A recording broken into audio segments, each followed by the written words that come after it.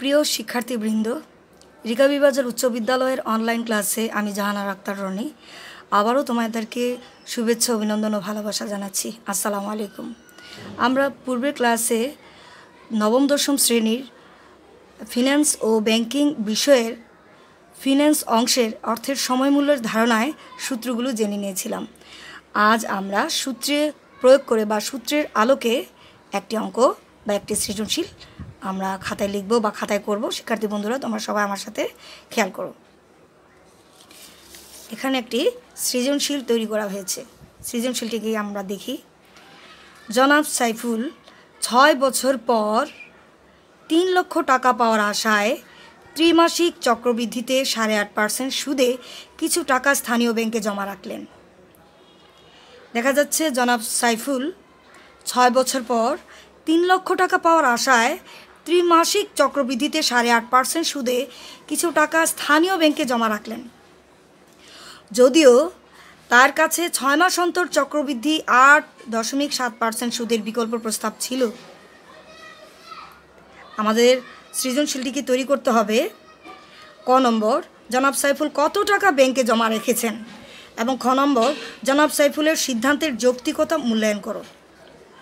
যৌক্তিকতা মূল্যায়ন করো।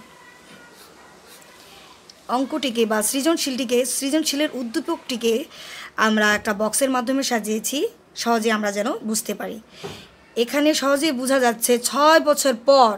পর দিয়ে বলো তো শিক্ষার্থী বন্ধুরা, কি বোঝা যাচ্ছে? পর দিয়ে অবশ্যই বোঝা যাচ্ছে পরবর্তী সময়। তাহলে পরবর্তী সময় মানে কি? ভবিষ্যৎ মূল্য। দেখা যাচ্ছে অনুচ্ছেদটিতে বা উদ্দীপকে পরবর্তী মানে ভবিষ্যৎ মূল্যের টাকা দেওয়া আছে। তাহলে সহজে বোঝা যাচ্ছে আমাদেরকে বর্তমান মূল্য নির্ণয় করতে হবে। এই 6 বছর পর 3 লক্ষ টাকা ত্রিমাসিক চক্রবৃদ্ধিতে 8.5% সুদ দেওয়া হয়েছে স্থানীয় ব্যাংকে। ঠিক একই টাকা আরও একটি বিকল্প প্রস্তাব আসছে। সেখানে হচ্ছে 6 মাস অন্তর চক্রবৃদ্ধি 8.7% সুদের বিকল্প প্রস্তাব ছিল। আমাদের তাহলে বোঝা যাচ্ছে 6 বছর পর, তাহলে ভবিষ্যৎ মূল্য দেওয়া আছে, আমাদেরকে সহজেই বুঝতে পারছি বর্তমান মূল্য নির্ণয় করতে হবে। এখানে প্রশ্নটার মধ্যে দেখা যাচ্ছে জনাব সাইফুল কত টাকা ব্যাংকে জমা রেখেছেন, তাহলে আমাকে নির্ণয় করতে হবে বর্তমান মূল্য। আমরা প্রশ্নটিকে হাতে রেখে অঙ্কটি তৈরি করছি। স্থানীয় ব্যাংকের কাজটা আমরা আগে করব। প্রথমে লিখি, দেওয়া আছে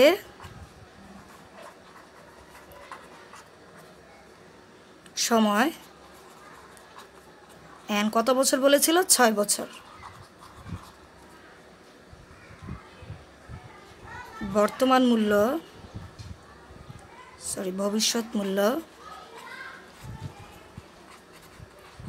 ভবিষ্যৎ মূল্য এফবি সমান 3 লক্ষ টাকা। তারপর বছরের চক্রবৃদ্ধি সংখ্যা লাইন বাই লাইন, আমরা যেখানে বক্স করে রেখেছি সেখান থেকে লাইন বাই লাইন আমরা ধরছি। বছরের চক্রবৃদ্ধি সংখ্যা এম।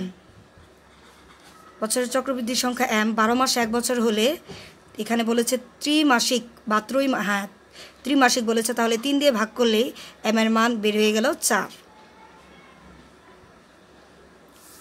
সুতরাং বের করতে হবে বর্তমান মূল্য। তাহলে বর্তমান মূল্যের সূত্র কি দাঁড়াচ্ছে?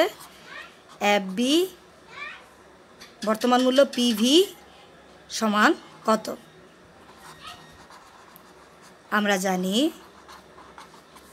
বর্তমান মূল্য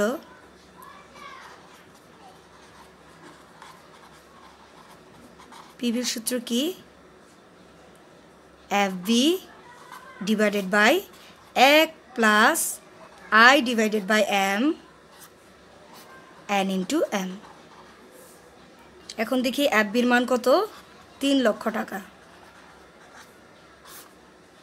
1 আয়ের মান 4, আয়ের মান সুদের হার, আমরা এখানে সুদের হার লিখিনি, সুদের হার 8.5% বা 8.5%। এই পার্সেন্টকে আমরা কি করতে পারি? 8.5কে পার্সেন্ট মানে 100, 100 দ্বারা ভাগ করলে এর আমরা ক্যালকুলেটরের সাহায্যে দেখি 8.5কে পার্সেন্ট মানে 100 দিয়ে ভাগ করলেই বের হয়ে যাবে 0.085। সুদের হার তাহলে কি দাঁড়াচ্ছে 0.085 ডিভাইডেড বাই m এর মান 4। এবার দেখি n এর মান 6 আর m এর মান 4 সমান 3 লক্ষ টাকার 3 লক্ষ টাকায় তো আমরা ভেঙে করি 1 যোগ 0.085কে ভাগ করি 4 দিয়ে 0.2125 4 6 24।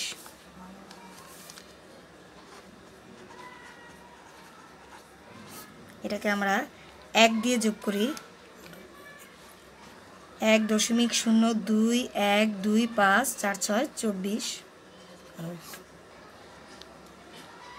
আবার আমরা 3 লক্ষ টাকা নিয়ে আসি এই 1.02125কে আমরা পাওয়ার 24 দিলে বের হয়ে যাবে আসল মান 1.6564।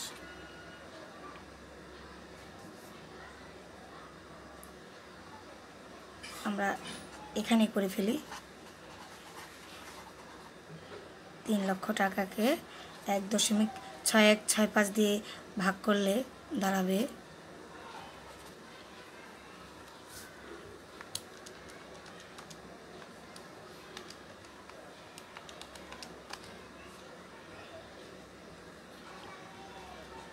1,81,115.67 টাকা। ওটা ওখানে না দেখলেই চলবে। তাহলে দাঁড়াচ্ছে জনাব সাইফুলের স্থানীয় ব্যাংকে টাকা জমা রাখার সিদ্ধান্ত।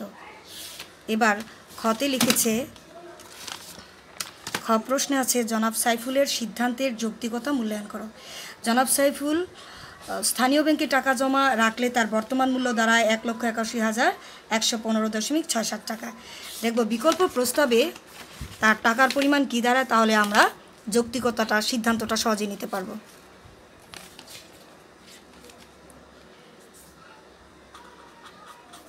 লিখে দেওয়া আছে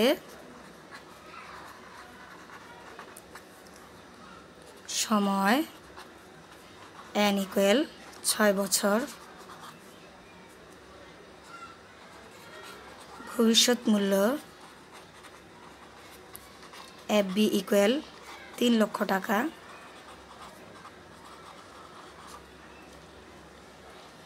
বছরের চক্রবৃদ্ধি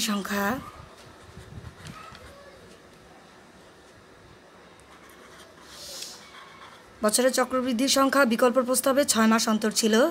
তাহলে 12 মাসকে 6 দিয়ে ভাগ করলে m এর মান আমরা কত পাচ্ছি 2।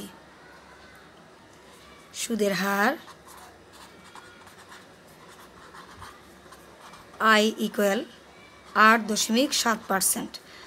পার্সেন্ট বলতে আমরা বুঝি 100 দ্বারা ভাগ করলে এর পূর্ণমান বের হয়ে যাবে 8.7 ভাগ 100 0.087। তাহলে বের করতে হবে। সুতরাং বর্তমান মূল্য PV = কত আমরা জানি PV = FV divided by 1 + I divided by m power n × m। FVর মান 3 লক্ষ টাকা, 1/1। সুদের হার 0.087, m এর মান 2, n এর মান 6 এবং n এর মান 2।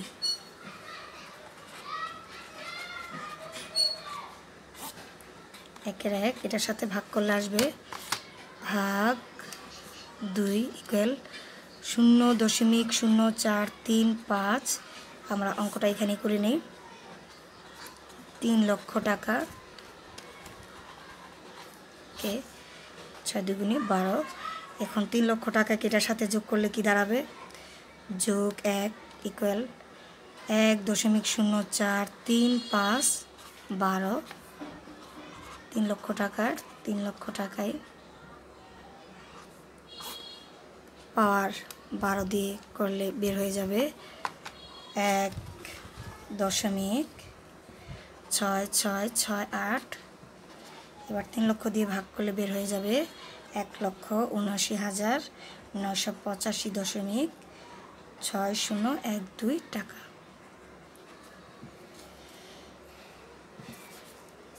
শিক্ষার্থী বন্ধুরা, জনাব সাইফুল আমরা গ হতে পেয়েছি, ক হতে পেয়েছি, ক হতে পেয়েছি।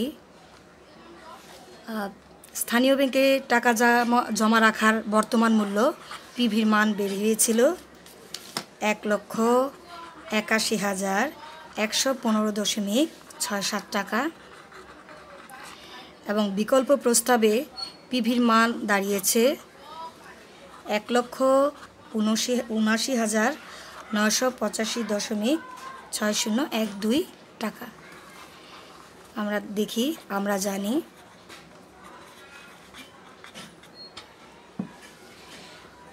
প্রেজেন্ট ভ্যালুয়ের মান যত কম তত বেশি লাভজনক। বর্তমান মানে প্রেজেন্ট ভ্যালুয়ের মান যত কম হবে তত বেশি লাভজনক।